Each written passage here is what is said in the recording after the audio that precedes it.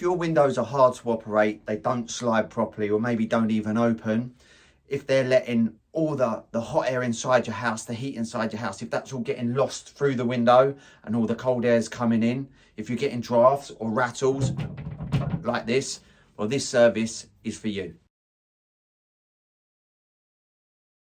Hello, my name's Phil Novell and I'm the owner of Novell Sash Windows. In this video, I'm going to run through how our refurbishment and draft proofing service works for existing timber sash windows. So our team can work wonders on your timber sash windows. If they're not sliding properly, it's generally a build-up of paint. You've got to remember that these windows have been in the properties for like over 100 years, 110, 20, 30 years. So they're going to have over 100 years worth of paint built up in the channels where the sashes slide. On the exterior, a lot of the times decorators or painters will paint the exterior and then not free up the window after they've painted it, so then that paint seals the window shut. I'm going to show you how we get the windows working properly and freely and slide smoothly.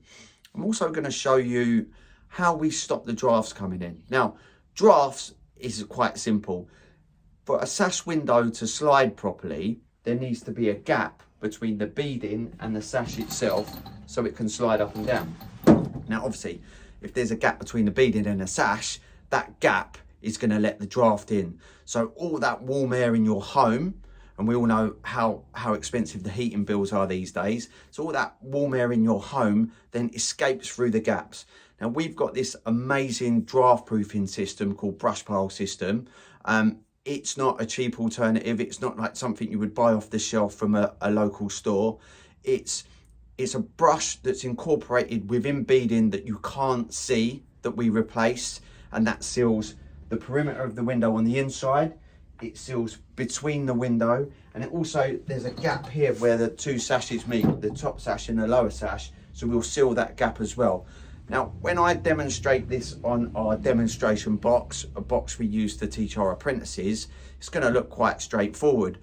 But when we're working on a window that's in a period property, obviously that window is not going to be entirely square, it's not going to be plumb, it's not going to be true, so it's a lot of work. To refurbish a sash window in situ in someone's property is probably going to take anything from half a day to a full day to do. It's really labour intensive, especially when we burn the paint off the inside of the runners. All the window has to be taken apart. We have to meticulously take all the paint out the channels, burn it off in these channels, then we would prime undercoat that. I'm going to show you in a minute how we do that. I'm going to take the sashes out and then show you where we burn off so your windows can slide properly.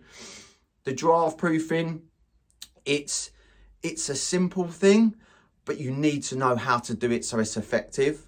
Not only do we do the draft proofing, we rebalance the windows. You know, sometimes some of you will find that as you open your window will slide straight back down.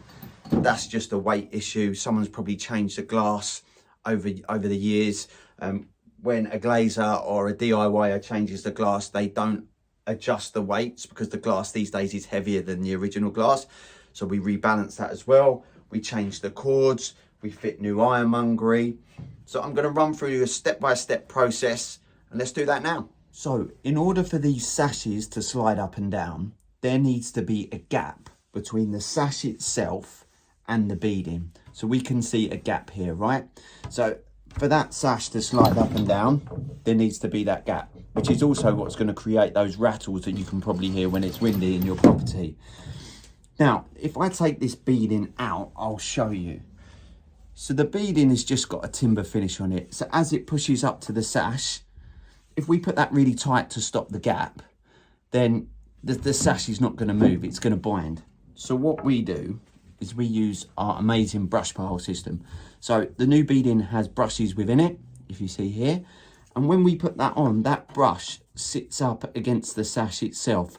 So we can create a gap between the beading and the sash itself, and the brush will soak up the gap.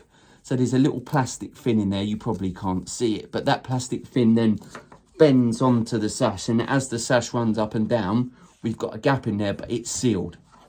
So that's our staff bead. Our second piece of beading is in here. So this is parting bead, so that stops the two sashes binding on each other when they move up and down, right? So that sash moves down, put that back up. But also likewise there needs to be a gap. So again, ingenious. We've got another piece of beading, which is called parting bead, that goes in there, and that has brushes in it as well. So that seals up against that window. So what I'm going to do now is I'm going to take the window apart and I'm going to put these beadings in. We're going to cut some and I'm going to show you how it works. So here I've taken out the lower sash. So you can see I've taken out the lower sash just to show you. This is the parting bead, right? So this bead in here separates the top sash from the lower sash, stops them banging on each other. Now you can also see the massive gap. I'm looking at the massive gap in there. And we're going to stop that gap by putting in that draft proof beading. So another common place where we get a draft on a timber box sash window is up in here. So sometimes if the window hasn't been corded properly, or there's been a gap at the top and it's been painted from the outside and then it's been painted shut, we get a gap across there. Also, if the box sash is a little bit out of square, we also get a bit of a gap there which lets draft in. What we can do is we can run some of this new parting bead with the brushes in up there and across the top as well, which stops the drafts from the top. So I've now taken both upper and lower sash out of the box, right? The box being this part of the window. This is what we call a box frame. So if you remember in the first part of the video, we talked about build up of paint and the sash is not running freely. The build up of paint will occur on these two sides of the box.